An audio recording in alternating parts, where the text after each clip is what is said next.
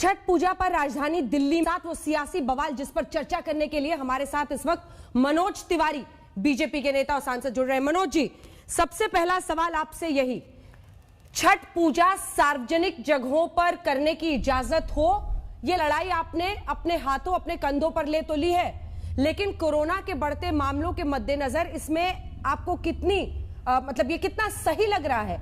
क्योंकि हाईकोर्ट ने भी कह दिया है कि जिंदगी बचेगी तब तो पूजा मनाएंगे।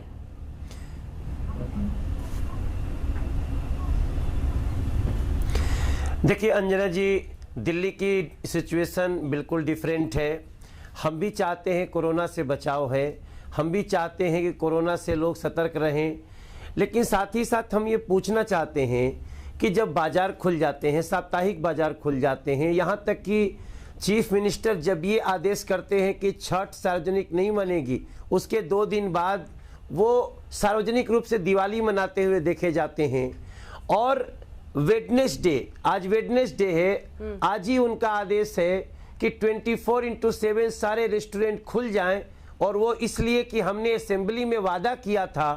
आप ये बताइए, जब इतनी चीज़ें आप खोल सकते हैं तो छठ पे क्यों पाबंदी है?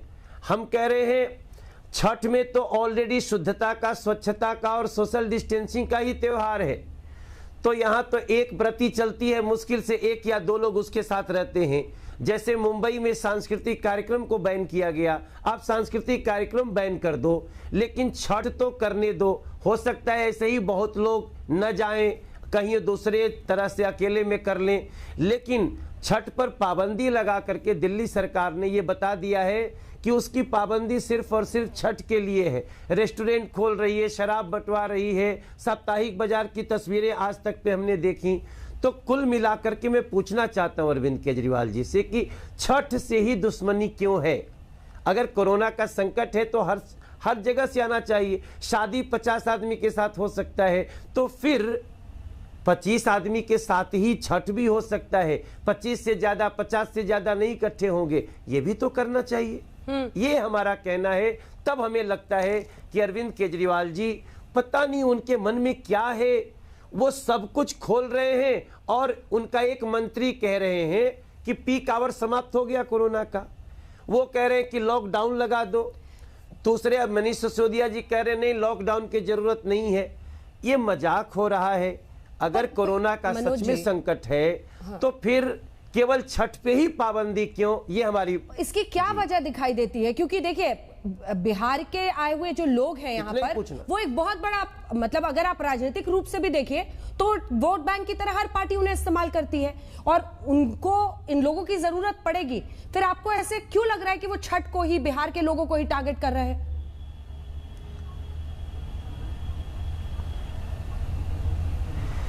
देखिए, यही मैं भी सोचने में लगा हूं अंजना जी कि छठ को ही टारगेट क्यों। आज एक समाचार है जिसको मैं निश्चित रूप से आपके सामने पढ़ना चाहूँगा। ये आज का ट्वीट है, इसमें लिखा है, Delhi chief minister Arvind Kejriwal on Wednesday issued directions to allow restaurants to operate 24/7 with necessary safety measures. अरे नेसेसरी सेफ्टी मेजर्स के साथ छठ क्यों नहीं हो सकती? इसमें लिखा गया है कि ऐसा वो इसलिए कर रहे हैं कि the move was in keeping with promises that the Aam Aadmi Party made ahead assembly polls in February this year. मतलब आपने जो भी अपने चुनाव में वादा किया उसको पूरा करने का समय है और छठ करने नहीं देने का टाइम है। तब मैं सवाल उठाता हूं कि आखिर सिर्फ छठ पे ही पाबंदी क्यों? यही अरविंद केजरीवाल जी अभी दिवाली मनाते हुए आए, सार्वजनिक रूप से दिवाली मनाए, तो सवाल उठता है कि ये गरीब महिला जिसको कह रहे छत पे छठ करो, उसके पास छत ही नहीं है, वो नीचे किराए पे रहती है, उसको तो अपनी मुश्किल से घर में कहीं बैठने का जगह मिल जाए। सोशल डिस्टेंसिंग का ये त्यौहार है, प्रसाद छुआना नहीं चाहिए। जब गीत होता है कि केरवा जे फरेला घवद से, ओह पे सुगा मेड़राय, सुगवा के मरबो धनुष से। क्यों? सुगा हमारा केला जूठा न कर दे, फल अशुद्ध न हो जाए, हमारी व्रती किसी से टच न हो जाए, ऐसा त्योहार है छठ। और आपको समझ में नहीं आ रहा है अरविंद केजरीवाल जी, आप पूरे छठ को पाबंदी कर दिए। विवाह भी हो सकता है 50 आदमी की भीड़ के साथ, अरे उससे भी कम लोगों के साथ छठ हो सकता है। तब हमारी समझ में नहीं आ रहा है अरविंद केजरीवाल जी को क्या हो गया है। आपका गुस्सा तो दिख रहा है अरविंद केजरीवाल के खिलाफ, लेकिन क्या मनोज जी इस गुस्से में आप नमक हराम कह देंगे? आग बबूला हो रहे हैं संजय सिंह आपके इस शब्द के इस्तेमाल पर।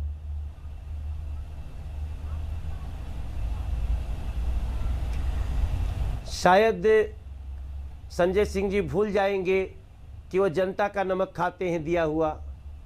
हम सभी जनप्रतिनिधि हैं, हम सबों को सरकारी वेतन मिलता है, जनता के पैसे से ही टैक्स काट के हमें मिलता है। हम जनता के नमक खाते हैं, इसलिए जनता के प्रति इंसाफ करना हमारा कर्तव्य है। और ये कर्तव्य जब आप छठ की आस्था को कुचलने में लग जाते हैं तो फिर आपको याद दिलाएंगे लोग। मैंने इसलिए आगाह किया और मैं बड़ी ईमानदारी से बोलना चाहता हूं कि अरविंद केजरीवाल जी, जो दिल्ली की जो जनता ने आपको वोट दिया है उसमें छठ के व्रती लोग भी हैं, उन्होंने आपको इस कुर्सी पे बिठाया है, उनके साथ अन्याय करना बिल्कुल गलत होगा। आप सब कुछ खोल सकते हैं सोशल डिस्टेंसिंग के और सेफ्टी मेजर्स के साथ, तो फिर छठ क्यों नहीं? लेकिन पॉलिटिक्स में कहीं ऐसा तो नहीं मनोज जी, एक शब्द से इतनी तिलमिलाहट हो सकती है तो उसका अर्थ भी समझिए।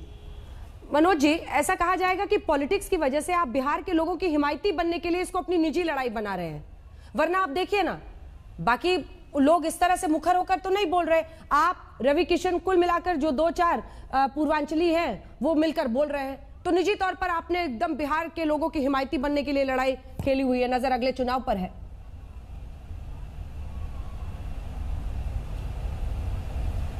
नहीं, बिल्कुल नहीं अंजना जी। हम देखिए पूरी भारतीय जनता पार्टी सड़कों पे है और इन्होंने एक एग्जाम्पल दिया कि देखो मुंबई में भी बैन है। मुंबई में छठ पे बैन नहीं है, मुंबई में सिर्फ सांस्कृतिक कार्यक्रमों पे बैन है। सांस्कृतिक कार्यक्रम बैन करिए, ज़्यादा भीड़ होती है बैन करिए, एक सेफ्टी मेजर दीजिए, हम सब कुछ मानने को तैयार हैं। लेकिन हमें दुख तब होता है जब खुद तो सार्वजनिक रूप से दिवाली मना लेते हो, खुद सार्वजनिक रूप से लोगों को सेफ्टी मेजर्स के साथ नमाज अदा करने का परमिशन देते हो। आप अरविंद केजरीवाल जी पूरे साप्ताहिक बाजार खोले हैं, आज तक में जो तस्वीरें आई हैं भयावह तस्वीरें, हजारों लोग मार्केट में घूम रहे हैं, उसको रोकने के लिए आपका कोई एजेंडा नहीं है। लेकिन छठ माँ का त्योहार रोकने के लिए जब आप एकदम बेरहम होके चले जाते हैं तो फिर हम लोगों को ये बात कहनी पड़ती है। आप देखिए, आप दिल्ली के किसी भी एक गरीब माँ के पास, बहन के पास जो छठ करती है, उसकी आवाज को सुन लीजिए, कलेजा फट जाएगा। इसलिए मैंने कहा कि अरविंद केजरीवाल जी, ये नाइंसाफी मत करिए। आप अभी भी शाम तक वक्त है, जैसे आपने 24/7 रेस्टोरेंट खोलने का आपने निकाला है निर्देश, वैसे ही छठ को भी करने का निर्देश निकालिए, सोशल डिस्टेंसिंग में, सेफ्टी मेजर्स के साथ। एक आखिरी सवाल, अरविंद केजरीवाल को तो आप टीवी के जरिए, आज तक के जरिए रिक्वेस्ट कर रहे हैं। थैंक यू अंजना जी। विजय रूपाणी जी, एक आखिरी सवाल है, विजय रूपाणी और खट्टर जी से आपकी बात होती है कि नहीं?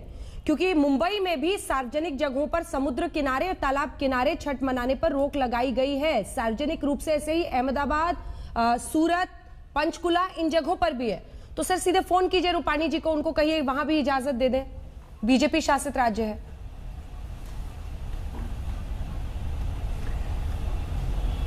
छठ करने पे अंजना जी कहीं भी रोक नहीं लगी है, सिर्फ रोक सांस्कृतिक कार्यक्रमों पे है और बड़ी संख्या न जुटने पे है। बाकी छठ, सबको पता है कि छठ पे नहीं होला भाई, छठ कहीं तालाब या नदी के किनारे ही होला।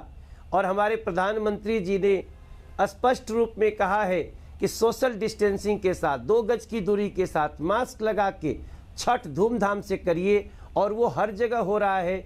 इवन महाराष्ट्र में भी हमने बात की, महाराष्ट्र में भी, वहाँ हमारी सरकार नहीं है, फिर भी महाराष्ट्र में सांस्कृतिक कार्यक्रम पे रोक है, छठ पूजा पे नहीं है। और वो कहीं भी नहीं रोक है दिल्ली छोड़ करके। हम यहाँ भी सांस्कृतिक कार्यक्रमों पे रोक के पक्षधर हैं, भीड़ ना हो इसके पक्षधर हैं। ये बात हम अरविंद केजरीवाल जी तक पहुंचाना चाहते हैं। शायद हमारी बात उनको समझ में आए और हमारी बात को पॉजिटिवली ले। बिल्कुल, कलकत्ता हाई कोर्ट ने भी ये कहा है कि एक परिवार से 2 लोग पूजा करने के लिए किसी भी पानी का जो स्थल जहां पर अर्घ्य दिया जाता है वहां पर जाने की इजाजत रहे। तमाम पाबंदियों के बीच ही सही, लेकिन पूजन की इजाजत वहां पर दी गई है। बहुत बहुत धन्यवाद आपका हमारे साथ जुड़ने के लिए Manoj ji. Thank you so much.